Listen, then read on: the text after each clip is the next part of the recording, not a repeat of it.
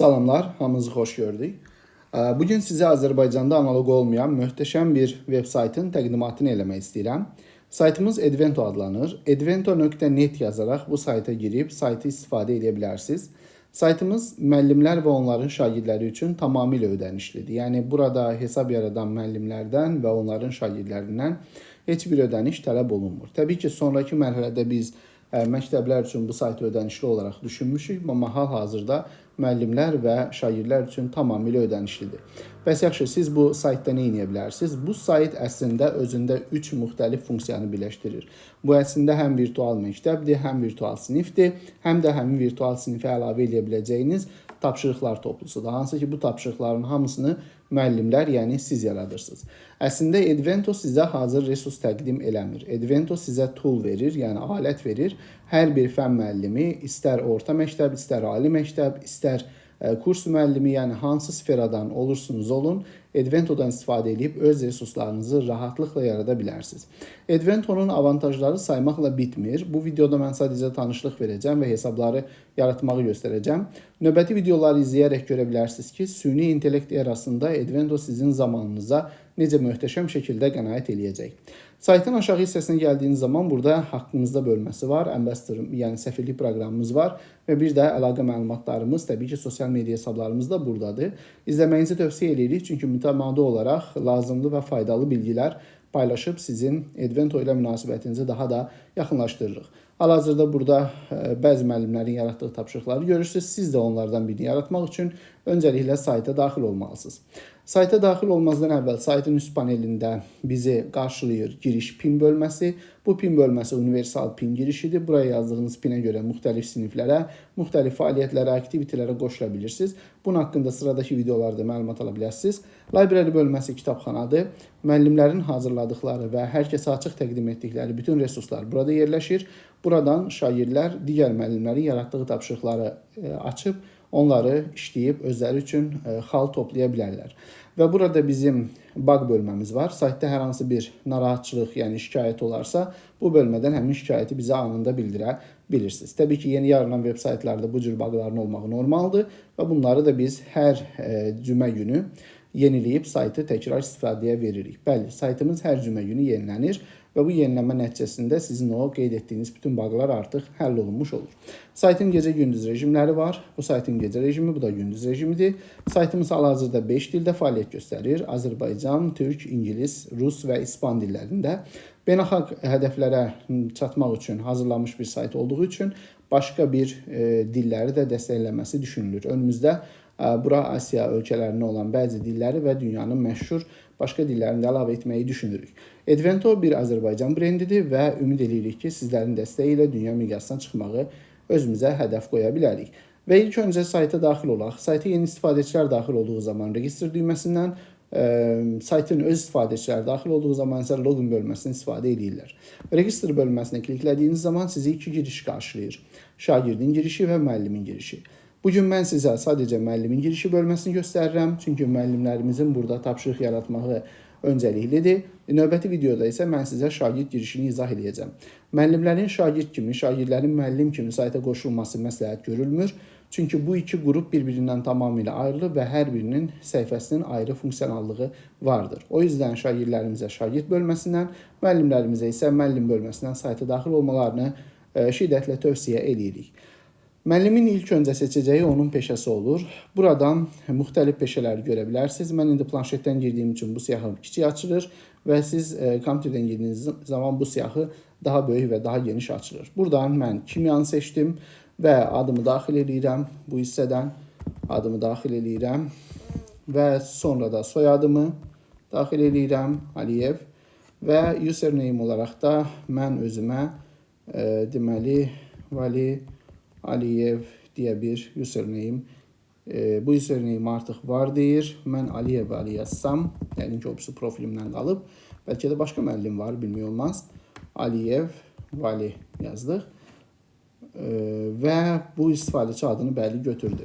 E-mail adresi olaraq mən buradan öz e-mail adresimi yazmaq istəyirəm. E-mail adresi olaraq da Veli Aliyev veli.a Sabaçka trainer.it.az olan e-mailimi istifadə edəcəm. Parol təyin edək.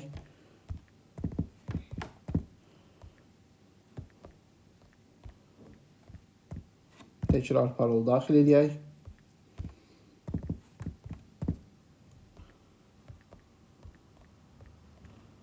Bəli, bütün bunları etdikdən sonra Initialize Account düyməsini vurursunuz və sizin e-mailinizə bir şifrə gəlir.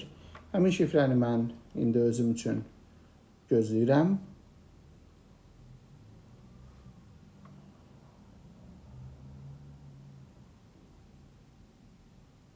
Bəli, hal-hazırda şifrəm gəldi. Mənim şifrəm 494. Bu şifrə 1 saat ərzində aktiv olur. Yadınızda saxlamaqda fayda var. 494 551 olaraq təyin edirəm şifrəmi və verify deyirəm. Ondan sonra məni təkrar bura yönləndirir. Buradan mən adımı yazmağımı istifadə edir. Use keyboard deyək. Buradan öz adımı cancel. Keyboard istifadə edək. Öz adımı yazım. Yaratdığım hesabı veli.a trainer.it.az dedik. Yaratdığım parolu da girirəm. 199.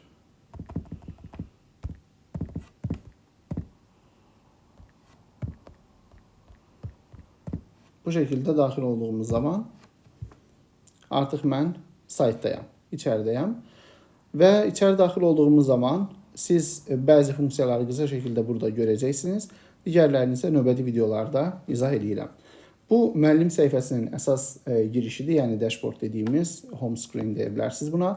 Müəllim fəaliyyəti burada yaradır. Burada ekran boşdursa ortada da var Create New Activity. Ekran boş deyilsə yuxarıda da var Create New Activity deyə. Bundan istifadə edib müxtəlif tipli tapşırıqlar yarada bilirsiniz. Bu tapşırıqların siyahısı durmadan genişlənir və mən sizə əmin edeyim ki, demək olar ki, hər həftə bura yeni bir tapşırıq tipi əlavə olunmasını planlaşdırırıq. Və digər web saytlarda gördüyünüz və bu saytın da içərisində olmağını istədiyiniz, hansı ki, belə deyək, ödənişsiz faydalanmaq istədiyiniz hər hansı bir oyun növü varsa, onu da bizə bildirə bilərsiniz. Sosial media hesablarımızdan biz onların da üzərində işləyib bu sayta ödənişsiz eləyib sizlərə oyunda təhvil verə bilərik. Burada biz maraqlı gələnlərdən biri qovluq yaratmaqdır. Yaratdığınız oyunlar fərqli yerlərdə qalmasın deyə, rahatlıqla istifadə edə bilərsiniz deyə öncə qovluq yaratmağınızı məsləhət görürəm. Qovluq yaradaq. Məsələn, deyək ki, məsələn, 10-cu sinif yazaq, 10-cu sinif save dedik. 10-cu sinif qovluğu yaradıldı. Və burada artıq fikir verirsinizsə, New Folder düyməsi burada var. Siz qovluğun içində qovluq, yəni adi fayl sistemində olduğu kimi və qovluğun çölündə qovluq və s. də yarada bilərsiniz bu şəkildə. Qovluqlar bu şəkildə çox önəmlidir, çünki yaratdığınız faylları içinə yığmaq üçün. Ondan sonra Create New Activity düyməsindən bunları mən hər birini növbəti videoda izah edəcəm. Hər birini necə yaradırsınız? Yaratdığınız fəaliyyətlər hamısı bu hissəyə düşür və sonra siz onları sürükləyərək, yəni tutub çəkərək hər hansı bir qovluğun içərisinə yerləşdirə bilirsiniz. Yuxarı hissədə bizi siniflər bölməsi qarşılayır. Bu siniflər bölməsində müəllim sinif yaradır. Sinif yaratdıqdan sonra, məsələn, elə 10-cu sinifini də yaradaq. Yazaq ki, 10-cu sinif yaratdıq. Burada yazaq məktəb, siz başqa detallar da qeyd edə bilərsiniz və create class, sinifi yaratdım. Sinifi yaradandan sonra view class deməklə sinifin içərisini görə bilirsiniz. Sinifin içərisində kod var. Kodu paylaşaraq şagirdlərinizi həmin sinifə dəvət edə bilərsiniz. Kodlar vahid bir girişdən idarə olunur. Orada yuxarıda küncdə gördüyünüz Enter PIN bölməsinə bu kodu daxil etdiyi zaman şagird bu sinifə qoşulmuş olur. Və burada show QR kod var. Bunu vuraraq da siz sinifin QR kodunu göstərə bilərsiniz. Əgər hər kəs auditoriyada oturubsa və onların hər birini əlində qurğu varsa və onları bir sinifə yığmaq lazımdırsa, çox sürətli bir metodla onları sinifinizə dəvət edə bilərsiniz.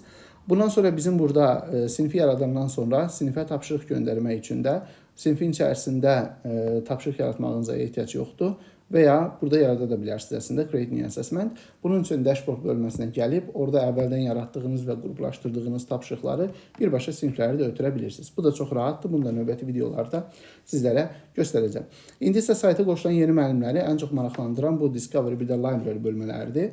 Gəlin istəyirsiniz Discovery bölməsindən başlayaq. Discovery bölməsi əslində bir növ trendləri özündə saxlayır. Yəni hər həftə bu saytı istifadə edən müəllimlərin yaratdıqları oyunlar və fəaliyyətlər hər hansı bir trend üzrə yerləşdirilir.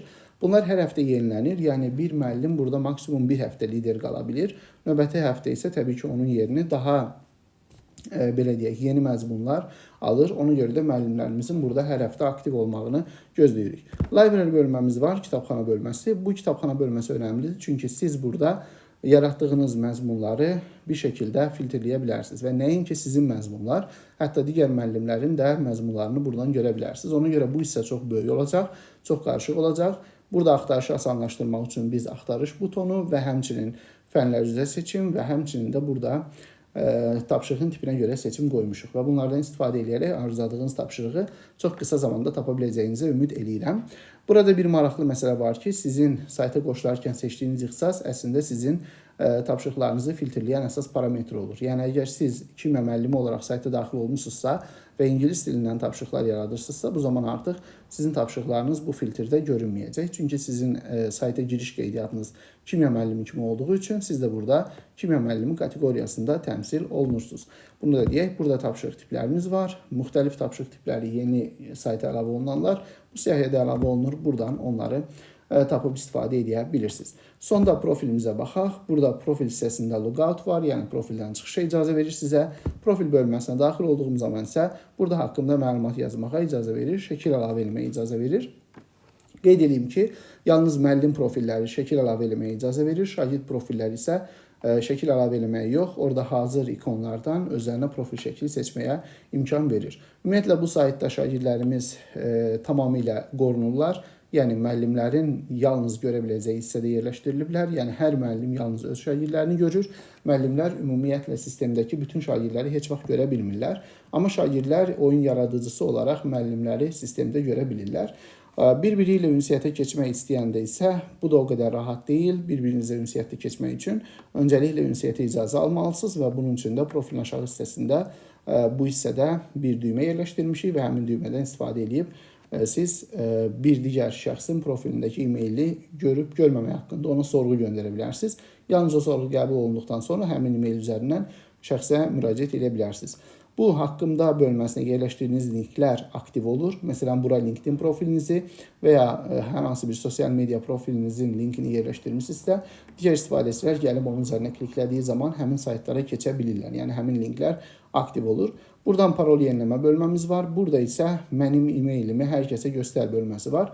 Buna diqqət yetirin. Əgər bu düyməni siz açıq qoyursunuzsa, digər istifadəçilər sizdən soruşmadan sizin e-mailinizi görüb sizə e-mail üzərindən yaza bilirlər. Əgər bunu bağlayırsınızsa, bu şəkildə artıq istifadəçilər sizə yaza bilmirlər.